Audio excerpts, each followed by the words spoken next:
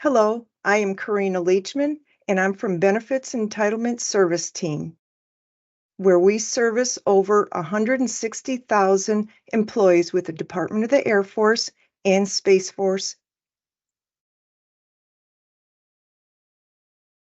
So to prepare you for your resignation, today I'm going to go over your federal employee health benefits, your federal employee group life insurance, some additional health-related benefits that you may have, your thrift savings plan, paid leave, creditable and potentially creditable civilian service, deferred retirement, postponed retirement, and your retirement contributions. And then there's some good resources that I'm going to give to you also.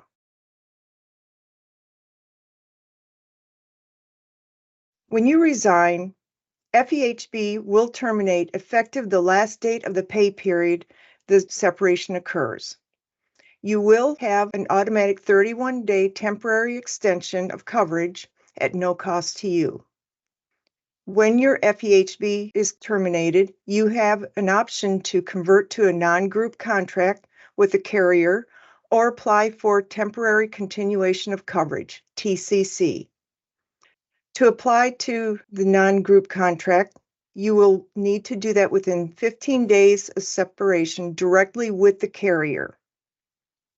The coverage and cost of the non-group contract is determined by the carrier and the plan. You will need to contact the Total Force Service Center to obtain a copy of your SF 2810, the Notice of Change in Health Benefits. Your other option is you could transfer over to the Temporary Continuation of Coverage, TCC. You must apply for TCC within 60 days of separation. You will do so by submitting a request for temporary continuation of coverage along with a completed SF 2809, the Health Benefits Election Form, and any other supporting documents to BEST. The TCC family enrollment provides the same coverage for your family as when you were employed. The cost for TCC will be the employee and government shares of the premium, plus a 2% administrative fee. Remember, this is temporary, and the maximum amount of time for the employees is 18 months and 36 months for family members. Your Federal Employee Group Life Insurance, FEGLI, that's going to terminate effective the date of your separation. There is, however, an automatic 31-day extension at no cost to you, except it does not apply for accidental death or dismemberment. You have the option to convert all or part of your insurance, the basic and optional insurance, into an individual policy. The cost will be determined by the insurance company and the policy selected. To convert, you must have the SF 2819 Notice of Conversion Privilege and SF 2821 Agency Certification of Insurance Status, and you must submit it to the Office of Federal Employee Group Life Insurance within 31 days of your separation date. To obtain copies, you will need to contact the Total Force Service Center at the number provided for you. There are some additional health-related benefits you may have. Your dental and vision program through being a federal employee. That's going to terminate immediately upon separation, as well as your federal flexible spending account. That terminates also then at the time of separation. If you have federal long-term care insurance program, you may reach out to the BenFeds at the number provided to set up a payment option. Enrollment only continues if premiums are paid on current basis. Once you separate, there will not be any additional contributions to your TSP. You may leave those contributions in your TSP account and they'll continue to accrue earnings. If you decide that you want to withdraw, you must wait 31 days after separation. You may be subject to an early withdrawal penalty. To avoid any penalties, employees must separate during or after the year they turn 55, or if they separate prior to age 55, contributions may be rolled into an eligible retirement account, or you can just wait until age 59 and a half to withdraw those funds. All questions and withdrawals are handled by TSP. Please contact Thrift line for those questions.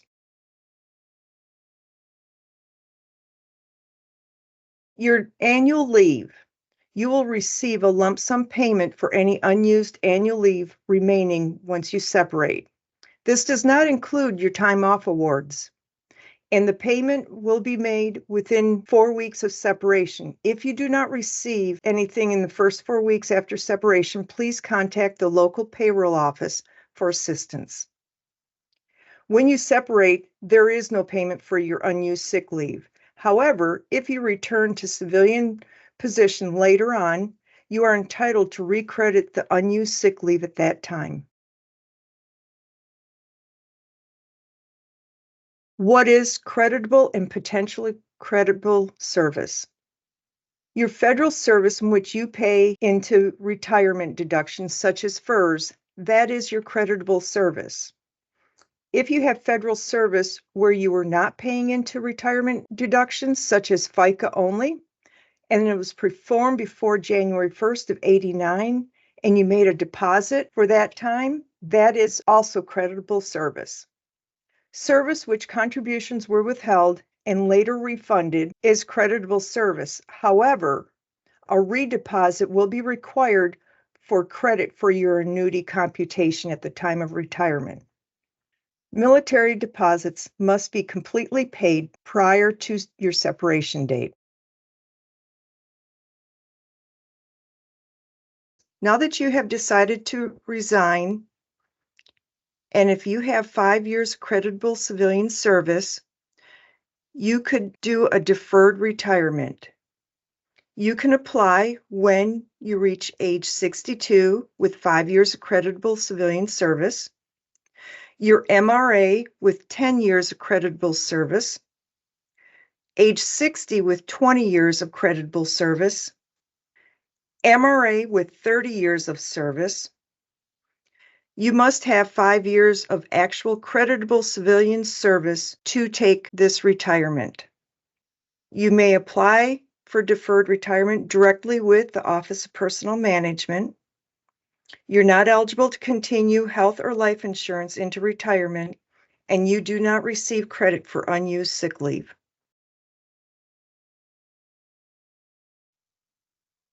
Another option is a postponed retirement. If you're at your minimum retirement age and you have at least 10 years of creditable service, and to eliminate any reduction of your annuity, you can apply for a postponed retirement. Once again, you must have at least 5 years of actual creditable civilian service. You will apply directly to OPM. To resume health and/or life insurance once your annuity begins in a postponed retirement, you must have at least 5 continuous years of health and life insurance prior to your separation.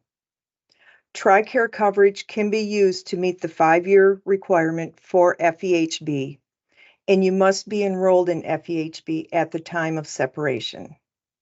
Your unused sick leave will be used towards your creditable civilian service.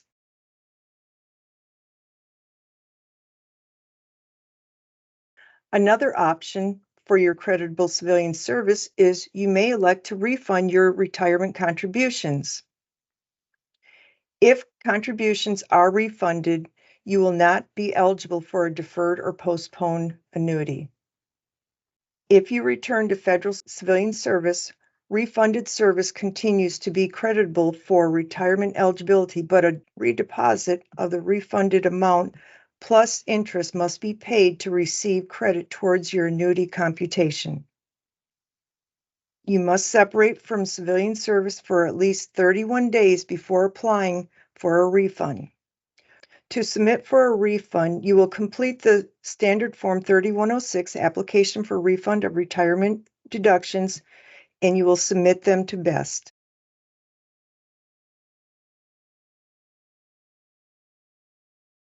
Here are some useful resources.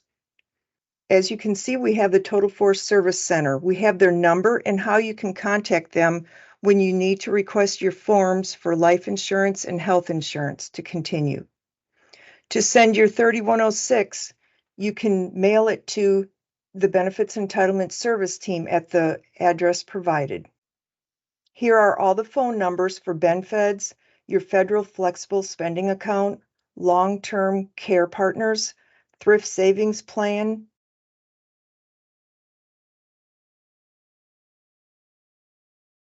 Prior to separating, you may want to go out to MyFSS and check out the Civilian Benefits and Retirement homepage. You will not have access to this once you resign or separate.